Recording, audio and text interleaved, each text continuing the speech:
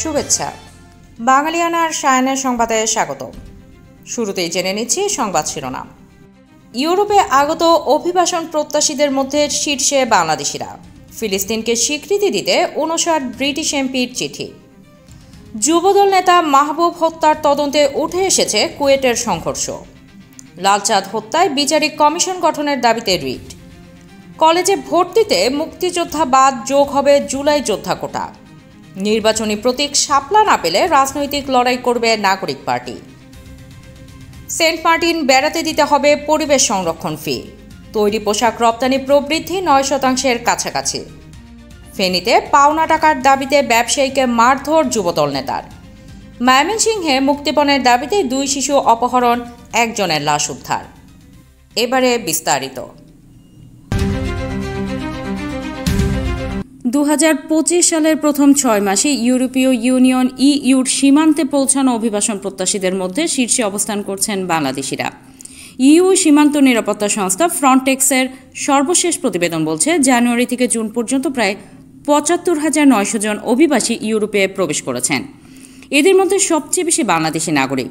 ফ্রন্টেক্সের তথ্য অনুযায়ী ভূমধ্যসাগরীয় রুটে সবচেয়ে বেশি অভিবাসন ঘটেছে, যেখানে 29,300 জন ইউরোপে প্রবেশ করেছেন।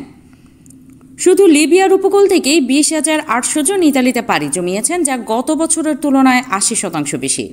ইতালির অভ্যন্তরীণ মন্ত্রণালয়ের তথ্য বলছে, জানুয়ারি থেকে 10 জুলাই পর্যন্ত ইতালিতে 10,311 জন বাংলাদেশি প্রবেশ করেছেন, যা দেশটিতে মোট অভিবাসনের 32%। অর্থনৈতিক সংকট, কর্মসংস্থানের অভাব, সামাজিক নিরাপত্তাহীনতা এবং বিদেশে উন্নত জীবনের আশায় বাংলাদেশিদের একটি বড় অংশ জীবন বাজি রেখে পাড়ি জমাচ্ছেন ইউরোপের পথে।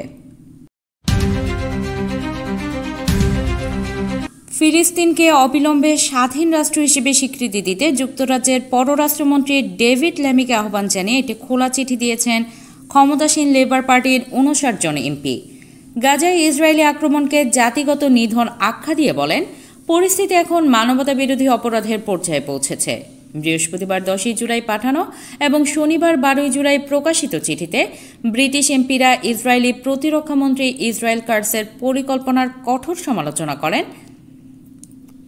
এবং গাজার 21 লাখ ফিলিস্তিনিকে রাফার ধ্বংসস্তূপে নির্মিত তথাকথিত মানবিক শহরে জোরপূর্বক স্থানান্তরের পরিকল্পনাকে নতুন কনসেন্ট্রেশন ক্যাম্পের সঙ্গে তুলনা করেন। এমপিরা ব্রিটিশ সরকারের প্রতি আহ্বান জানান যেন তারা ফরাসি প্রেসিডেন্ট ইমানুয়েল ম্যাক্রোর মতো ফিলিস্তিনকে রাষ্ট্র হিসেবে স্বীকৃতি দিয়ে 2 রাষ্ট্র সমাধানের প্রতি সমর্থন জানায়। খুলনার দৌলতপুর থানা যুবদলের সাবেক সহসভাপতি মাহবুবুর রহমান মোল্লা হত্যাকাণ্ডে একাধিক বিষয় নিয়ে তদন্ত করছে পুলিশ। হত্যাকারীদের চিহ্নিত করা গেছে বলে দাবি করেছে পুলিশ। এই ঘটনায় একজনকে গ্রেপ্তার করা হয়েছে। ওই ঘটনার 24 ঘণ্টা পর গতকাল শনিবার নিহত মাহবুবের বাবা থানায় একটি হত্যা মামলা করেন। পুলিশের একাধিক সূত্র বলছে, ঘটনাটির পেছনে কিছু তথ্য উপাত্ত পাওয়া গেছে, যার ভিত্তিতে হত্যাকারীদের বিষয়ে প্রাথমিক ধারণা পাওয়া গেছে। তবে হত্যার মূল কারণ এখনও স্পষ্ট নয়। এ সম্পর্কে খুলনা মেট্রোপলিটন পুলিশ কেএমপির অতিরিক্ত পুলিশ কমিশনার আবু রায়হান মোহাম্মদ সালেহ বলেন, বিষয়টি তদন্তাধীন, এই মুহূর্তে কিছু বলা সম্ভব নয়। তবে অনেক তথ্য আমরা পেয়েছি, যা যাচাই বাছাই করে দেখা হচ্ছে। হত্যাকাণ্ডে একাধিক অস্ত্র ব্যবহৃত হয়েছে। 3 জন খুনি একটি মোটরসাইকেলে করে আসে, তাদের একজনের মাথায় হেলমেট ছিল। আশেপাশের ভিডিও ফুটেজ সংগ্রহ করা হয়েছে। গত শুক্রবার দুপুরে বাসার সামনে নিজের প্রাইভেট কার পরিষ্কার করছিলেন তিনি। এ সময় একটি মোটরসাইকেলে 3 জন দুর্বৃত্ত এসে মাহবুবুরকে গুলি করে এবং 2 পায়ে রক কেটে হত্যা করে। মাহবুবের স্ত্রী এরিন সুলতানা বলেন, কুয়েটের ঘটনায় সে দলের নির্দেশে গিয়েছিল, নিজের স্বার্থে না। মানিকতলায় যুবদলের সুখী সমাবেশের ঘটনায় ওর বন্ধু জাকির মামলা করার পর মাহবুবুরের কাছে নিয়মিত হুমকি আসত, কিন্তু কারা দিচ্ছে তা বলতো না। এখন আমি নিরাপত্তাহীনতায় ভুগছি। রাজধানীর মিডফোর্ড হাসপাতালের সামনে ভাঙাড়ি পণ্যের ব্যবসায়ী ও যুবদল নেতা লালচাঁদ ওরফে সোহাগকে নৃশংসভাবে হত্যার ঘটনা তদন্তে উচ্চ ক্ষমতা সম্পন্ন বিচারিক কমিশন গঠনের নির্দেশনা চেয়ে রিট করেছেন সুপ্রিম কোর্টের এক আইনজীবী। একই সঙ্গে হত্যাকাণ্ডে সরাসরি জড়িত প্রকৃত অপরাধীদের গ্রেপ্তার করতে নির্দেশনা চাওয়া হয়েছে রিটে। সুপ্রিম কোর্টের আইনজীবী ইউনুস আলী আকন্দ আজ রোববার হাইকোর্টের সংশ্লিষ্ট শাখায় রিটটি করেন। তিনি বলেন, শুনানির জন্য আজ রিটটি বিচারপতি কাজী জিনাত হক ও বিচারপতি আইনুন নাহার সিদ্দিকার সমন্বয়ে গঠিত হাইকোর্ট বেঞ্চে উপস্থাপন করা হয়। শুনানির জন্য আগামীকাল সোমবার রিটটি আদালতের কার্যতালিকায় আসবে। এদিকে স্বরাষ্ট্রমন্ত্রী জানিয়েছেন, নৃশংস এই হত্যায় জড়িত সন্দেহে এখন পর্যন্ত 8 জনকে গ্রেপ্তার করা হয়েছে। সদ্য প্রকাশিত এসএসসি ও সমমান পরীক্ষায় উত্তীর্ণদের একাদশ শ্রেণীতে ভর্তি কার্যক্রম শুরু হচ্ছে শিগগিরই। চলতি 2025-26 শিক্ষাবর্ষে একাদশ শ্রেণীতে ভর্তির একটি খসড়া নীতিমালা এর মধ্যে তৈরি করা হয়েছে, যার মধ্যে সবচেয়ে বড় পরিবর্তন আনা হতে পারে কোটা বণ্টনের ক্ষেত্রে। নতুন করে যুক্ত হতে পারে জুলাই গণ অভ্যুত্থান কোটা, যেখানে গণ অভ্যুত্থানে আহত বা তার পরিবারের সদস্যরা বিশেষ সুবিধা পেতে পারে। একই সঙ্গে নীতিমালা থেকে বাদ পড়তে পারে মুক্তিযোদ্ধা কোটা। নীতিমালা চূড়ান্ত করা নিয়ে রোববার 13 জুলাই শিক্ষা মন্ত্রণালয়ে বৈঠক হওয়ার কথা রয়েছে। নির্বাচনী প্রতীক হিসেবে শাপলা না পেলে রাজনৈতিক লড়াইয়ের ঘোষণা দিয়েছে জাতীয় নাগরিক পার্টি এনসিপি। আজ রোববার রাজধানীর আগারগাঁওয়ে নির্বাচন ভবনে প্রধান নির্বাচন কমিশনার সিইসি এম নাসির উদ্দিনের সঙ্গে সাক্ষাৎ পরবর্তী প্রেস ব্রিফিংয়ে এই ঘোষণা দেন এনসিপির মুখ্য সমন্বয়ক নাসির উদ্দিন পাটোয়ারি। নাসির উদ্দিন পাটোয়ারি বলেন, নির্বাচনী প্রতীক হিসেবে আমাদের শাপলা ছাড়া বিকল্প অপশন নেই। লিগ্যাল ওয়েতে আমরা দেখেছি আইনগতভাবে শাপলা পেতে আমাদের কোনো বাধা নেই। যদি বাধা দেওয়া হয় সেটা আমরা রাজনৈতিকভাবে লড়াই করব।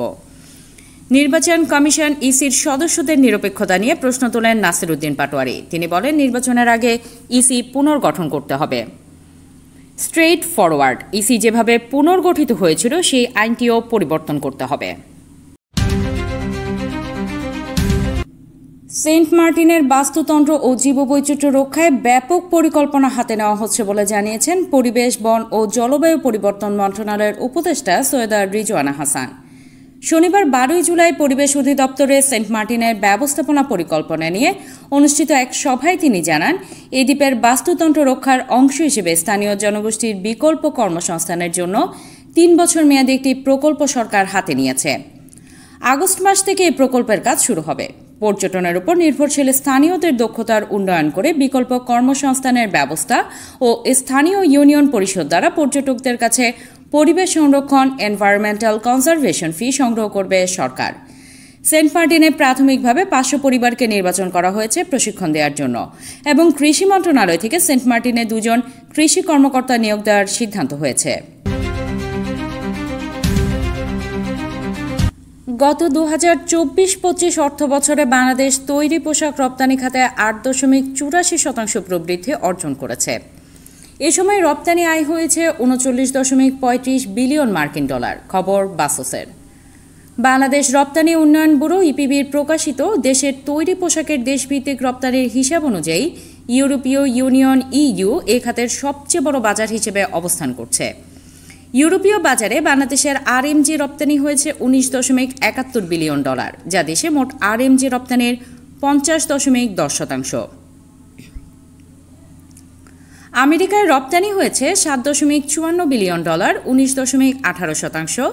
কানাডা ও ব্রিটেনে রপ্তানি হয়েছে যথাক্রমে 1.30 বিলিয়ন ডলার, 3.31% এবং 4.35 বিলিয়ন ডলার, 11.5%।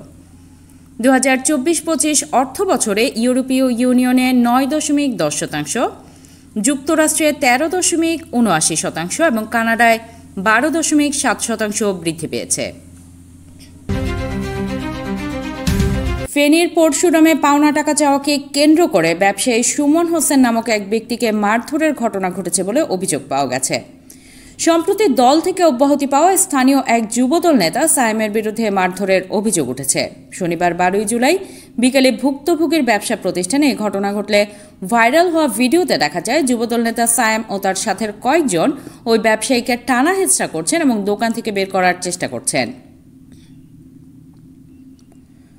বর্তমানে ভুক্তভোগী পরশুরাম উপজেলা স্বাস্থ্য কমপ্লেক্সে চিকিৎসাধীন। এ বিষয়ে জানতে অভিযুক্ত সায়েমের মোবাইলে বারবার কল দিলে ফোন বন্ধ পাওয়া যায়।